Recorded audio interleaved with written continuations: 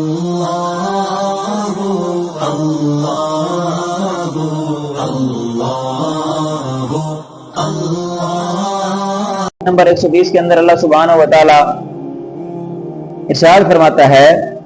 وَلَن تَرْضَىٰ عَنْكَ الْيَهُودُ، ہرگز آپ سے راضی نہیں ہوں گے یہود، وَلَن نَّصَارَىٰ النَّصَارَىٰ، یہ یہود و نصارہ آپ سے ہرگز راضی نہیں ہوں گے، حتیٰ یہاں تک کہ تتبع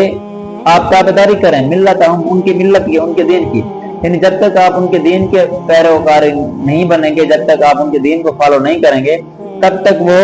آپ سے راضی نہیں ہوں گے۔ قُلْ اے نبی فرما دو اِنَّ هُدَى اللَّهِ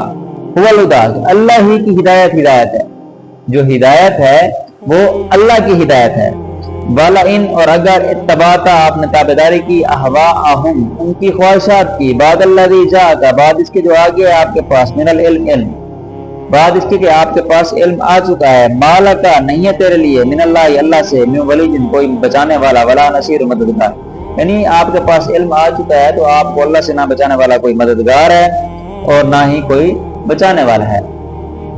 تو اس آیت کے اندر مختصر یہی بتایا جا رہا ہے کہ اے حبیب، یہودی اور عیسائی ہرگز آپ سے راضی نہیں ہوں گے جب تک کہ آپ ان کے دین کی پیروی نہ کریں، اور یقیناً یہ بات ناممکن ہے کہ آپ ان کے دین کی پیروی کریں، کیونکہ وہ باطل ہے اور ان کے مقابلے میں جو آپ پر نازل ہو، جو آپ کو اللہ نے دیا، وہ حق ہے۔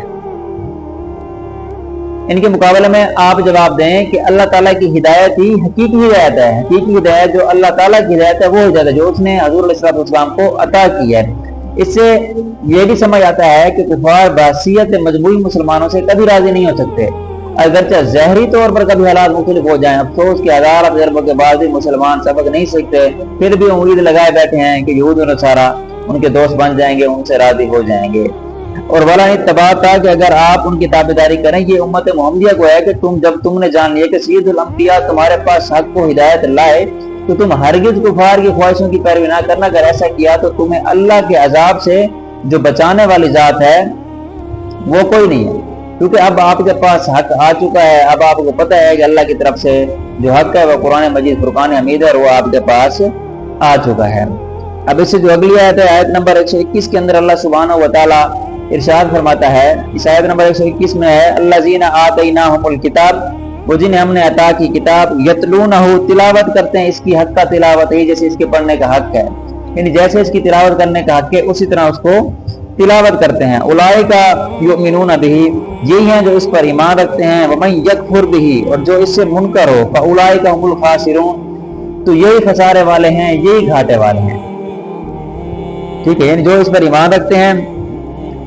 جنہیں کتاب عطا کی گئی، وہ اس کو اس طرح پڑھتے ہیں جس طرح پڑھنے کا حق ہے، مطلب اس کے معنی و مفہوم کے اندر غور و فکر کرتے ہیں کہ ان آیات کے اندر، اس قرآن کے اندر اللہ سبحانہ و تعالیٰ نے کیا ارشاد فرمایا ہے، اور وہی ہیں جو اس کے اندر غور و فکر کرتے ہیں، اس کی تلاوت کرتے ہیں، پھر اس پر ایمان رکھتے ہیں، اور جو اس کا منکر ہوا، یعنی جو جس نے حق آنے کے بعد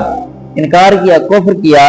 تو اللہ فرما رہا ہے اولئک هم الخاسرون، تو یہی خسارے والے ہیں۔ تو حضرت عبداللہ بن عباس فرماتے ہیں یہ آیت ان لوگوں کے متعلق نازل ہوئی جو حضرت جعفر بن ابی طالب کے ساتھ بارگاہ رسالت میں حاضر ہوئے تھے، ان کی تعداد 40 تھی، 32 اہل حبشہ میں سے تھے، 8 جو تھے وہ شامی رعب تھے، ان میں بحیرہ رعب بھی تھے جنہوں نے بچپن میں حضور صلی اللہ علیہ وسلم کے ساتھ سفر کیا تھا۔ آیت کا مطلب یہ ہے کہ حقیقت میں جو ہے تورات شریف پر ایمان لانے والے وہ ہیں جو اس کی تلاوت کا حق ادا کرتے ہیں اور بغیر تحریف و تبدیل کیے پڑھتے ہیں اور اس کے معنی کو سمجھتے اور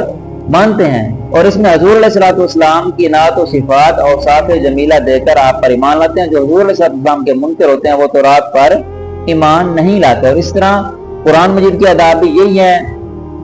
کہ ایک اور اس کی تعظیم کی جائے، اس کی محبت کی جائے، اس کی تلاوت کی جائے، اس کے معنی مفہوم کو سمجھا جائے، اس پر ایمان رکھا جائے، اس پر عمل کیا جائے، اس کو دوسروں تک پہنچایا جائے۔ باقی اس کے پڑھنے کے آداب ہیں کہ باوضو ہو، قبلہ رخ ہو، ٹھیک ہے، اور انسان پر اللہ تعالیٰ کا خوف طاری ہو، اللہ تعالیٰ کی قدرت کے اندر غور و فکر کرے۔ تو یہاں تک آیت نمبر 121 تک ہمارا سبق جو تھا آج کا کمپلیٹ ہوا۔ اس کے آگے پھر آیت نمبر 122 سے بنی اسرائیل کا ذکر دوبارہ شروع ہوا ہے۔ دعا ہے کہ اللہ تبارک و تعالیٰ میں قرآن پاک سے اسے پڑھنے، سمجھنے اور اس پر عمل کرنے کی توفیق عطا فرمائے۔ وآخر دعوانا ان الحمد للہ رب العالمین۔